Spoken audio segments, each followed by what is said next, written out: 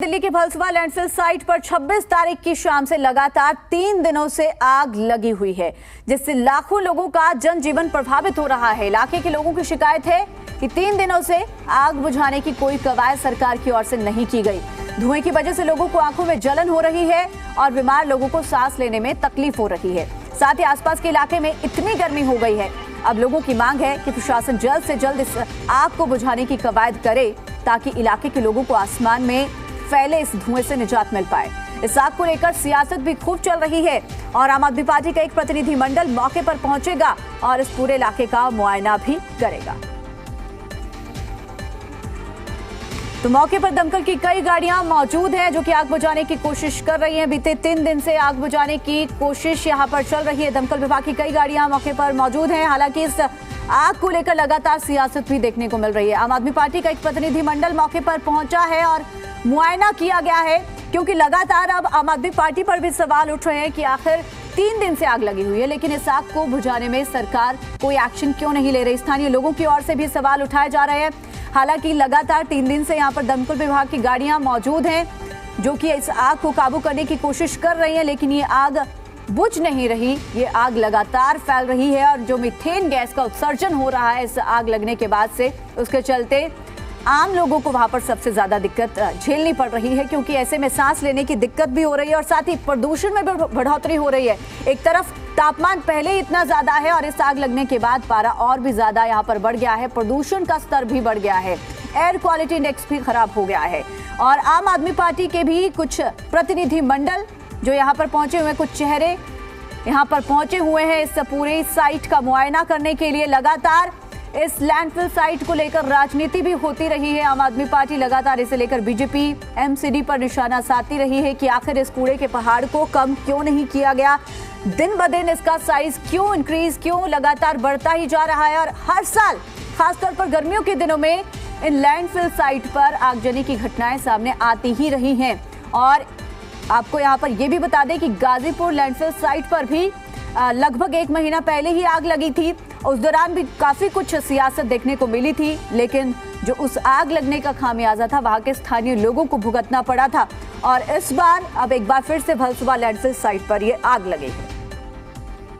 Bhalswa landfill site की आग को 48 घंटे से ज़्यादा का वक्त हो चुका है। मेरे पीछे जो तस्वीरें देख रहे हैं उससे जो मौजूदा मंजर है उसका अंदाज़ा लगाया जा सकता है। रह रहकर यहाँ पर भपके निकल रहे हैं, आग के शोले देखे जा सकते हैं और आग का धुआं किस कदर स्थानीय लोगों को प्रभावित कर रहा है इसकी भी बानगी इन तस्वीरों के जरिए देखी जा सकती है। कोई डेलीगेशन जो पहुँचा है, जो जिम्मेदार सत्तारूढ़ दल है वो नहीं, बल्कि विपक्षी नेता यहाँ पर पहुँचे हैं। दुर्गेश पाठक हमारे साथ मौजूद हैं जो आम आदमी पार्टी के एमसीडी के प्रभारी हैं। दुर्गेश जी, ये क्या जताता है, 3 दिन हो गए आग पे काबू नहीं पाया जा सका है और ये दिल्ली के ऊपर बददुमा दाग की तरह है। पिछले 15 साल में जो एक भ्रष्टाचार का ताजमहल बनाया है वो भारतीय जनता पार्टी ने इसे बनाया है। आपको बता दूं कि 3 साल में 450 करोड़ रुपए खर्च किए गए इस कूड़े के पहाड़ की सफाई में, और इस साल में 14वीं आग है। 14 बार आग लग चुकी है। यहाँ सांस लेना मुश्किल हो रहा है। ये स्कूल चल रहा है, ये स्कूल पूरी तरह से बंद हो गया। इनके बच्चों को भेज दिया गया कि 15 दिन की छुट्टी पे है। ये कॉलोनी है, सदानंद कॉलोनी यहाँ पे है। यहाँ के लोग आप जाके देखेंगे आसपास के घर छोड़ के चले गए, अपने रिश्तेदारों के यहाँ चले गए। हमारे विधायक जी हैं, उनको कहीं दूसरी जगह ले जाके सबको इकट्ठा करके रख रहे हैं, खाने पीने की व्यवस्था की है, क्योंकि यहाँ रहा नहीं जा सकता। इतना बुरा हाल हो रखा है। पूरी तरह से भ्रष्टाचार करके ये कूड़े का पहाड़ बनाया गया है, जिसको 100 दिन के अंदर साफ करने का वादा मनोज तिवारी जी ने किया था। आज 6 साल हो गए, ये कूड़े का पहाड़ बढ़ता चला जा रहा है। दिल्ली वालों को मरने के लिए छोड़ दिया गया है। सांसद खत लिख रहे हैं, कह रहे हैं कि अरविंद केजरीवाल को संबंधित विभागों की एक मीटिंग बुलानी चाहिए ताकि ये पूरा कुशल प्रबंधन हो सके। नॉलेज शेयर एग्रीमेंट चाह रहे हैं वो कि सांसदों और दिल्ली सरकार के बीच हो और संबंधित विभागों के बीच। पिछली बार मनोज तिवारी ने कहा था 100 दिन के अंदर साफ कर देंगे, तो उनकी नॉलेज कहाँ से आई थी? इस कूड़े के पहाड़ से आई थी या ज़मीन से आई थी? कहाँ से आई थी? पैसे कमाने होते हैं बस इनको। 3 साल के अंदर 450 करोड़ रुपए खर्च कर दिया आपने। आप हमें एमसीडी दे दो, हम 1 साल के अंदर ये सब कुछ साफ करके दे देंगे आपको। एक कूड़ा नहीं बचेगा यहाँ पे, क्योंकि हमारी नीयत साफ है। हमने स्कूल साफ किए, हमने अस्पताल ठीक किए। आज स्थिति ये है कि यहाँ रहा नहीं जा सकता, सांस नहीं लिया जा सकता। लेकिन यहाँ सोचिए यहाँ जनता कैसे रह रही है। पूरी तरह से लोग परेशान हैं, लोग पूरी तरह से परेशान हैं। आपराधिक मामला दर्ज क्यों हो, इस तरह की डिमांड क्यों हो रही है? बिल्कुल आपराधिक मामला दर्ज होना चाहिए, क्योंकि ये सारे के सारे मेयर लोग और सारे के सारे लोग हैं जिनकी आपके आने से कार्रवाई त्वरित हो रही है। अभी जस्ट आया हूँ तो पानी फेंकना शुरू किया है। अब तक पानी नहीं फेंक रहे थे, अब तक कहीं कुछ नहीं कर रहे थे, कोई बीजेपी का नेता नहीं नजर आया था। जैसे हम आए हैं, चलो हमारे आने से ही हो जनता को राहत तो मिले, किसी तरह से दिक्कत हो, लेकिन आप ये सोचिए कि पिछले इन सब के खिलाफ क्रिमिनल कार्रवाई होनी चाहिए। ये सारे के सारे क्रिमिनल कार्रवाई होनी चाहिए। हज़ारों लोगों की परिवार परेशान है इसमें। स्थानीय विधायक अजयेश यादव हैं। अजयेश जी, 3 दिन आग को बुझाने में लग गया। अगर पहले दिन ही इतने बड़े स्तर के ऊपर ये काम होता तो शायद ये आग इतनी नहीं फैलती। देखिए, आपको सबको मालूम है, ये जो कूड़े के ढेर है, ये इनकी कमाई का जरिया है। बहुत बड़ा घोटाला है ये। वीडियो जर्नलिस्ट जयप्रकाश के साथ तरुण कुमार, जी मीडिया, दिल्ली। तो मंगलवार शाम को भलसवा लैंडफिल साइट पर आग लगी थी, जो कि अभी तक भी धधक रही है और इसका असर वहां के स्थानीय लोगों पर सबसे ज्यादा देखने को मिल रहा है, क्योंकि पर्यावरण में ये धुआं, ये जहरीला धुआं घुल रहा है। लोगों को ऐसे में कई गंभीर बीमारियां भी हो सकती हैं इस धुएं से, क्योंकि मीथेन गैस का उत्सर्जन होता है। तरह तरह के जो केमिकल प्रोडक्ट्स, इलेक्ट्रिक बैटरियां, तमाम चीजें जो कि इस कूड़े में शामिल हैं, उनका असर आम जनता पर, आम लोगों के स्वास्थ्य पर पड़ सकता है। लोग परेशान हैं और अब आम आदमी पार्टी का एक प्रतिनिधि मंडल भी यहां पर पहुंचा है, जिनको आपने कुछ देर पहले सुना। आम आदमी पार्टी के नेता दुर्गेश पाठक भी यहां पर पहुंचे हैं, स्थानीय विधायक भी पहुंचे हुए, जिनकी ओर से सवाल ये उठाए जा रहे हैं कि हमारे पहुंचने पर यहां पर पानी का छिड़काव शुरू किया गया, उससे पहले यहां पर आग बुझाने की कोई भी कोशिश जारी नहीं थी। हालांकि ये भी जानकारी सामने आई है कि दमकल विभाग की कई गाड़ियां मौके पर मौजूद हैं, जो कि लगातार 3 दिन से आग बुझा रही है, लेकिन आग बुझ नहीं पा रही। तरुण कुमार हमारे साथ ताजा अपडेट और ताजा जानकारी के साथ जुड़ गए हैं। तरुण, 3 दिन हो गए, मंगलवार शाम को आग लगी। ये भी कहा जा रहा है कि दमकल विभाग की गाड़ियां मौके पर मौजूद हैं, आग बुझाने की कोशिश जारी है, लेकिन आखिर ये कौन से फैक्टर्स हैं जिनकी वजह से ये आग बुझ नहीं पा रही अभी तक भी? देखिए, मैं वीडियो जर्नलिस्ट को कहूँगा यहाँ की तस्वीरें, यहाँ का मंजर दिखाएं। इस समय स्थिति बहुत भयावह बनी हुई है।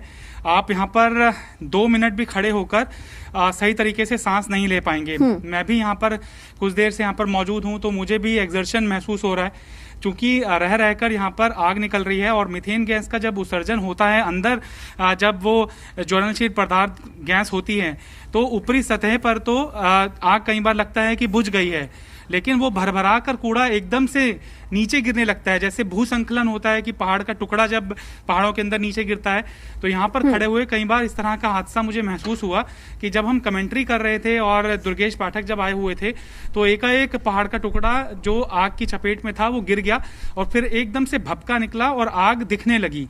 यहाँ पर रह रहकर इसी तरह की तस्वीर देखने के लिए मिल रही है और आपको ये दूर से ऐसा लग रहा होगा कि ये कोई पहाड़ ही है। अब मैं आग भी दिखाने की कोशिश करूंगा कि यहाँ पर किस तरह की स्थिति अभी बनी हुई है। इसके इफेक्ट बहुत खराब हैं, आपको सांस लेने में बहुत परेशानी होगी। मैं कुछ मिनटों से यहाँ पर हूँ, जो ये लोग, स्थानीय लोग 24 घंटे यहाँ पर रहते हैं, आप उनकी बानगी को समझ सकते हैं कि वो किस तरह के हालातों में रहने के लिए मजबूर हैं। फायर ब्रिगेड यहाँ पर बहुत ज़्यादा कुछ नहीं कर सकता है, क्योंकि आग जब उनको दिखेगी और बहुत ही माइक्रो लेवल के अंदर जाकर उनको ट्यूब्स लेके आनी पड़ती हैं। जो ये स्कूल है मेरे बगल में, ये पूरी तरह से बंद कर दिया गया है। आप देखिए कि यहाँ पर बच्चों के पढ़ने लायक स्थिति क्या, यहाँ पर 10 मिनट भी बच्चे अगर रुकेंगे तो उनको सांस की दिक्कत हो जाएगी। और स्थानीय जो लोग हैं वो ये बता रहे हैं कि जिस दिन यहाँ पर आग लगी, जो वो मंजर था, ज्वालामुखी जैसे तस्वीरें देखने के लिए मिल रही थी, तो कुछ बच्चों को आपात स्थिति के अंदर अस्पताल भी ले जाया गया और स्थिति उनकी नाजुक बनी हुई है। लिहाजा ये जो स्कूल की बिल्डिंग है, ये अनऑथराइज बिल्डिंग नहीं है। खसरा नंबर, पूरा एड्रेस स्कूल का लिखा हुआ है। स्थानीय लोग ये बताते हैं कि पहाड़ की ऊंचाई चूंकि एक राजनीतिक मुद्दा बन गया था और राजनीतिक आरोप प्रत्यारोप का सिलसिला शुरू हो गया था कि जो भलसवा लैंडफिल साइट की ऊंचाई है वो कुतुब मीनार की ऊंचाई को टक्कर दे रही है। तो प्रशासनिक अधिकारियों ने क्या किया, लोगों को गुमराह करते हुए, इसको गुमराह करना ही कहेंगे, कि कूड़े का फैलाव ज़्यादा कर दिया ताकि उसकी ऊंचाई को कम किया जा सके। इसका असर ये हुआ है कि कुछ मीटर तक जो दूरी बना कर कूड़ा यहाँ पर डंप किया जाता था, अब वो स्कूल की बगल में से आप कूड़े का पहाड़ देख सकते हैं। ये स्थिति यहाँ पर कुछ साल पहले तक नहीं थी और ये लगातार फैलाव के कारण स्थानीय लोगों को बहुत दिक्कतों का सामना करना पड़ता है। गर्मी के अंदर खास तौर पर ये ज्वलनशील जो गैस होती है उसका उत्सर्जन इतना भयानक होता है कि हल्की सी चिंगारी भी एक तरह से जंगल की आग की तरह फैल जाती है। और स्थिति यहाँ पर यही देखने के लिए आती है कि जगह जगह पर आग की लपटें मुझे दिखाई दे रही हैं। फायर सर्विसेज के जो प्रबंधन में लगे हुए लोग थे, जब वो पॉलिटिकल विजिट हुआ तब मुझे यहाँ पर पानी का छिड़काव करते हुए दिखाई दिए। लेकिन अब चूंकि पॉलिटिकल विजिट खत्म हो चुका है, नेता आकर अपनी राजनीति कर कर चले जा चुके हैं, आरोप प्रत्यारोप अभी और चलेंगे, एसी रूम से चलेंगे, लेकिन यहाँ की जो स्थिति है वो बहुत ही दयनीय दिखाई पड़ रही है। महसूस किया जा सकता है यहाँ पर, मैं पिछले करीबन 2-3 घंटे से हूँ और जो स्थानीय लोग हैं उनकी चीख पुकार ऐसी थी कि सर 2 दिन पहले आप यहाँ पर 2 मिनट भी नहीं खड़े हो सकते थे। इतनी भयावह स्थिति थी कि कूड़े का पहाड़ भर भरा कर जब पूरी तरह से आग से खाक हो जाया करता था तो वो नीचे की तरफ बढ़ता था और हमें भागना पड़ता था। तो इस तरह की स्थिति हम दिल्ली वालों को देखने के लिए मजबूर होना पड़ता है। और हरियाणा से जब हम आते हैं कोंडली बॉर्डर से, तो ये दिल्ली का एंट्रेंस है और ये दिल्ली का जो एंट्रेंस है, लोगों का स्वागत इस तरह के कूड़े के पहाड़ से होता है। कुछ स्थानीय लोगों से वहाँ बात करने की कोशिश करते हैं, चूंकि आसपास इतना धुआं है कि लोग घबराते हैं आने के लिए। उस दिन जब हादसा हुआ यहीं पर थे? जी सर, यहीं पता में, ये मंगलवार को लगा था, शाम में लगा था। अच्छा। ये पहुंचते पहुंचते 2 बजे से चालू हुआ, फिर पहुंचते पहुंचते उधर तक पहुंच गया। ये आगे, ये हमारे ये बच्चों की स्कूल है, हमारे ये सीट। आप इधर ही काम करते हैं? जी सर, मैं यही काम करता हूँ। तो बच्चों का स्कूल उसी दिन बंद हो गया था, यानी कि बुधवार के दिन? नहीं, हमारा ये 4 बजे क्लास लगता है, हम 4 बजे हमने बच्चों को छोड़ दिया था। अच्छा।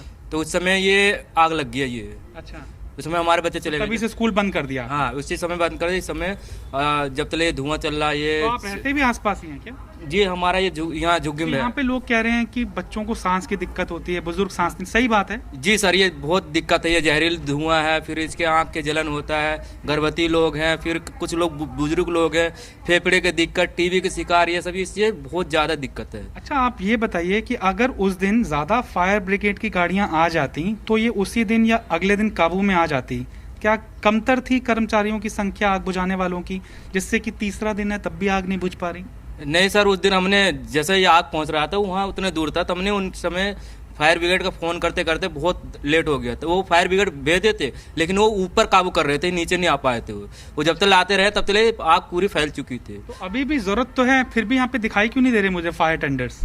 लेकिन अभी खाली हो गया टंकी इनका, तब फिर गए हैं। अच्छा, रिफिल करने गए? जी जी, अभी और दूसरे काफी सुबह से लग रहे हैं, जब से ये लगाया तब से शाम सुबह रात यहीं लगे पड़े हैं। 35 गाड़ियाँ आ चुकी होंगी? जी, उससे ज़्यादा आ सके सर। फिर ये करोल बाग से कभी किसी और जगह से लेके आ रहे हैं सारे गाड़ी, इनके पास नहीं उतना हो पा रहा है। आपका नाम क्या और जगह का बता दीजिए जहाँ पे आप रहते हैं? मेरा नाम प्रमोद है, मैं यहाँ भलसा डेरी झुग्गी में रहता हूँ। हमें ये स्कूल में ये काम करता है। गर्मियों में तो आफत रहती होती कि कभी भी आग लग जाएगी, आप लोगों को परेशानी हो जाती है। जी सर, क्या करें, रोजी रोटी करना है हमें, रोजी रोटी के लिए हम कहाँ जाएं। तो एमसीडी के लोग आते हैं कभी कभार आपका हालचाल पूछने के लिए, या कोई अपने डॉक्टरों की टीम लेके आते हों, या स्थानीय विधायक, पार्षद या कोई मेयर आते हैं कि सिर्फ आग लगती है और हम लोग जब आते हैं तो मीडिया के सामने कैमरे पे फोटो चमकाने आ जाते हैं? जी सर, ये आप जो कह रहे हैं मीडिया के सामने, मेयर है चाहे एमएलए है चाहे विधायक है चाहे कोई भी डिपार्ट के, तो उसी दिन ही हाजिर होते हैं। अगर हम अपनी कंप्लेंट देने जाते हैं ना तो ये हमारी कुछ नहीं सुनते। ये फाइल उधर से उधर दौड़ाएंगे, उधर से उधर दौड़ाएंगे, कभी कहेंगे सिविल लाइन से जाओ, कभी उधर जाओ, कभी उधर जाओ, कभी उधर जाओ। ये फाइल हमारे वहाँ दबा देते, कुछ सुनवाई करते नहीं है। कितनों भी इनसे कह लो, या तो अपनी गलत कुछ भी। स्कूल में कब से काम करते हो? मैं तो अभी 5 साल से काम कर रहे हैं ये, लेकिन अभी कहते हैं कि ये जो पहाड़ यहाँ तक मुझे दिखाई दे रहा है, ये पहले पीछे तक था, इसकी हाइट कम करने के लिए इसका फैलाव ज्यादा कर दिया। इनके पास हमने कंप्लेंट दिया था कि सर हमारा यहाँ एक स्कूल चल रहा, बच्चों को छोटे छोटे बच्चे पढ़ते हैं, जो कबाड़े बीनने वाले बच्चे, इनके हम पढ़ाते हैं यहाँ पर। अच्छा। ये जो खत्ता है ना बहुत पीछे था, जब भी वो भी हम फोटो अभी लगी है हमारे इस स्कूल के लिए, ये काफ़ी दूर था। लेकिन हमने क्या किया, ये कूड़ा आते आते भी हमने जेई को एमएलए बुलाया था, तो वो काफ़ी तभी जाके ये रुका है। जब हादसा होता तभी ये करने लगते हैं, उससे पहले कुछ नहीं करते कि हम अपना बचाव क्या करें, लोग के क्या क्या दिक्कत होगा, मोहल्ले के क्या दिक्कत होगा, एरिया क्या दिक्कत होगा, ये समाधान इनको नहीं है। आसपास जो कच्चे मकान है, क्या नाम के है इस जगह का? ये श्रद्धानंद कॉलोनी है, ये श्रद्धानंद कॉलोनी। भलसा डेरी। तो आप देखिए कि यहाँ की जो तस्वीरें हैं, बच्चे किस तरह से पढ़ पाते होंगे यहाँ पर। और अब हालांकि स्कूल को बंद कर दिया गया है क्योंकि सफोकेटेड सिचुएशन यहाँ पर दिखाई दे रही है, और बच्चे तो इस हालात के अंदर पढ़ाई तो क्या थोड़ी देर भी रुक पाए। बिल्कुल तरुण, ना सिर्फ इस आग लगने की सिचुएशन में, बल्कि क्योंकि यहाँ पर एक लैंडफिल साइट है और इसका फैलाव जिस तरीके से हो रहा है, बिल्कुल स्कूल के करीब पहुंच गया है, यहाँ पर इन बच्चों के लिए पढ़ाई करना वाकई बहुत मुश्किल है। प्रशासन को इस बारे में भी विचार करना होगा। बिल्कुल। और जिस तरह से मैं इसका एड्रेस जब स्कूल का देख रहा था तो यहाँ पर खसरा नंबर भी लिखा हुआ था और स्कूल के ऊपर सोलर पैनल भी लगाए हुए हैं। तो ये कम से कम नहीं कहा जा सकता कि ये स्कूल एकाएक यहाँ पर आकर बना दिया गया और ये अनऑथराइज्ड है। स्कूल पूरी तरह से ऑथराइज्ड है, लेकिन जो ये खत्ते का एक्सटेंशन है ये अनऑथराइज्ड है, कम से कम ये कहा जा सकता है। जैसे कि यहाँ के कर्मचारी भी दिखाई दिए और स्कूल के अंदर भी ये काम कर रहे हैं। ये कह रहे हैं कि हमारे पास तो तस्वीरें हैं जिससे कि हम ये वैलिडेट कर पाएं क्लेम कि ये खत्ता पहले दूर हुआ करता था, लेकिन इसकी ऊंचाई चूंकि राजनीतिक विवाद का मुद्दा बन गई थी और एक तरह से दिल्ली को शर्मसार होना पड़ता था, तो अधिकारियों ने बहुत ही चालाकी से ये काम किया कि इसका फैलाव, इसको बिखेर दिया पहाड़ को, कूड़े के पहाड़ को, जिससे कि हाइट इसकी कम हो सके। अगर इस तरीके से हम अपनी हकीकत छुपाएंगे तो वो इस तरह से आग की घटना से सामने तो आ जाएगी, सच छुपाए कहाँ छुपता है। तो क्या सरकार के लिए, इसे प्रशासन के लिए एक बड़ी चुनौती समझा जाए तरुण? क्योंकि देखिए लंबे समय से यहाँ पर ये पहाड़ है और जिस तरीके से आपने भी जानकारी दी कि इस पहाड़ को कम करने के लिए, ताकि ये ऊंचा ना लगे, ऐसे में इसका फैलाव किया जा रहा है, तो आने वाले समय में अभी तो और लंबा समय लगेगा, यानी कि एमसीडी को, प्रशासन को इस कूड़े के पहाड़ को कम करने में, या फिर कितनी कोशिश, कितना प्रयास हो रहा है कि इस कूड़े के पहाड़ को कम किया जा सके? कहां तक पहुंच रही है ये कोशिश? देखिए दिल्ली अभिशप्त रहती है, दिल्ली कर्ज के अंदर रहती है कि यहाँ पर मल्टीप्लिसिटी ऑफ एजेंसीज का खामियाजा भुगतना पड़ता है। यानी कि एमसीडी में अगर कोई गैर दल होता है और दिल्ली सरकार के अंदर कोई दूसरा दल होता है तो जो कोऑर्डिनेशन होना चाहिए था वो नहीं बन पाता है। बार बार सरकार की तरफ से ये बोला जाता है कि एमसीडी उनको कोऑपरेट नहीं कर रही है, चूंकि वहाँ पर बीजेपी रूलिंग पार्टी है। और सेंट्रल गवर्नमेंट की तरफ से जब अमित शाह साहब ने बिल लाए एमसीडी को यूनिफाइड करने का, तो उन्होंने ये कहा कि सौतेला व्यवहार एमसीडी के साथ दिल्ली सरकार के लोग करते हैं, लिहाजा एमसीडी को बकाया अपना नहीं मिल पा रहा है। इसी के खामियाजे के कारण, ये रस्साकशी के कारण इस तरह की जो ज्वलंत समस्याएं हैं जो कि दिल्ली को शर्मसार करती है, चाहे वो सरकार हो चाहे एमसीडी हो, सब लोग लेबल्ड तो दिल्ली के नाम पर ही होते हैं। लेकिन एक ये राजनीतिक द्वंद्व का विषय बना रहता है समय समय के ऊपर, चाहे वो सांसद चुन के आए चाहे वो सरकार में चुन के आए नुमाइंदे, दावा ज़रूर करते हैं कि हम इतने सालों के अंदर इस कूड़े के पहाड़ को कट ऑफ कर देंगे। मुझे याद है कि केंद्रीय सड़क परिवहन मंत्री नितिन गडकरी की तरफ से भी ये बयान आया था गाजीपुर लैंडफिल साइट को लेके खास तौर पर कि हम सड़क बनाने के निर्माण के अंदर इस कूड़े का इस्तेमाल करेंगे और ये कूड़े का पहाड़ बंद नीचे आ जाएगा। वेस्ट मैनेजमेंट के लिए गौतम गंभीर की तरफ से भी समय समय पर प्रयास करने का दावा किया जाता है। भलसवा के इलाके के अंदर भी स्थानीय विधायक और पार्षद, मेयर्स, तमाम प्रशासनिक अधिकारियों के दावे सामने आते हैं कि इसका एक परमानेंट सॉल्यूशन निकालना बहुत ज़रूरी है, क्योंकि 3 जो साइट हैं दिल्ली की जो ऊंचे ऊंचे पहाड़ों के अंदर अब तब्दील हो चुकी है, एक ओखला के अंदर है, एक गाजीपुर के अंदर है और तीसरी भलसवा लैंडफिल साइट है। लिहाजा कूड़े का कुशल प्रबंधन दिल्ली जैसी मॉडर्न सिटी के अंदर जब नहीं हो पा रहा है तो सवाल प्रशासन और सरकार और एमसीडी के अंदर सत्तारूढ़ दल के ऊपर तो उठने लाजमी है। बिल्कुल तरुण, और दूसरी तरफ अगर आग लगने की भी घटनाओं की बात कर ली जाए तो पूरी दिल्ली जानती है कि ऐसा पहली बार नहीं हुआ है जब इस लैंडफिल साइट पर आग लगी हो। लगभग 1 महीना पहले भी गाजीपुर लैंडफिल साइट में भी आग लगी थी और हर साल आग लगती है, खासतौर पर गर्मियों के मौसम में। आखिर कारण क्या कुछ रहते हैं, उन कारणों की भी जांच की जा रही है क्या और उन पर कार्रवाई भी की जाती है? देखिए दिल्ली पॉल्यूशन कंट्रोल कमेटी जो कि दिल्ली सरकार के पर्यावरण विभाग के अधीन आती है, लिहाजा जिस दिन आग लगी थी मंगलवार के दिन, उसी दिन ही दिल्ली के पर्यावरण मंत्री गोपाल राय ने 24 घंटे के अंदर डीपीसीसी को इंस्ट्रक्ट किया था कि एक प्रिलिमिनरी उनकी रिपोर्ट जांच की उनको सौंपी जाए ताकि बुक किया जा सके रिस्पॉन्सिबिलिटी को और कार्रवाई प्रशासनिक अधिकारियों के ऊपर भी हो सके, चाहे वो दिल्ली सरकार के हों चाहे वो एमसीडी के हों। लेकिन हर बार जब इस तरह की घटनाएं होती हैं तो जांच का नाम देकर पल्ला झाड़ लिया जाता है। ना एमसीडी इसके प्रति जवाबदेही अपनी सुनिश्चित कर पाती है और ना ही दिल्ली सरकार अकाउंटेबल ठहरा पाती है कि किस व्यक्ति की लापरवाही के कारण ये आग समय के ऊपर काबू में नहीं आ पाई या फिर आग जब फैली तो इसके कारण क्या क्या थे। जो मोटा मोटा समझ में आता है वो ये है कि यहाँ पर जहरीली गैसों का उत्सर्जन होता है और यहाँ पर किसी न किसी वजह से जिस तरह से कभी भी आग लगती है तो कहते हैं कि शॉर्ट सर्किट हुआ है या फिर किसी और वजह से यहाँ पर शरारती तत्वों ने आग फैलाने की कोशिश की है। लेकिन जब लैंडफिल साइट के ऊपर आग लगती है तो 2-3 दिन ये चर्चा का विषय बना रहता है। मसलन कि अगर ये 3 दिन तक आग नहीं फैलती तो शायद पॉलिटिकल विजिटेशन भी यहाँ पर नहीं होते और सिर्फ एक लाइन की खबर एक दिन की बनकर रह जाती कि फलानी जगह के अंदर आग लगी और फलाने टाइम के ऊपर इसको बुझा लिया गया।